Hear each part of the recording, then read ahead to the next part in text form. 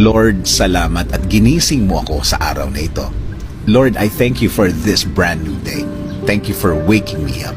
Salamat at nagising ako, Panginoon. Maraming salamat sa napakagandang gising ko na ito. Tatanggapin ko po ito as another form of blessing. Humihingi po ako ng patawad, Lord, dahil minsan hindi ko nakikita ang kagandahan ng umaga at araw. Hindi ko nakikita ang mga bagay na ibinibigay niyo sa akin.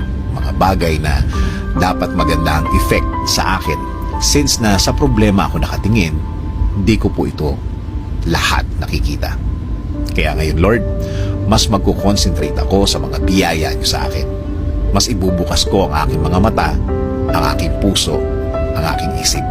Mas hahanapin ko ang kagandahan ng araw at kagandahan ng sitwasyon. Sa ganda ng mga bagay na inilalagay niyo sa aking buhay. In Jesus' name we pray. Amen.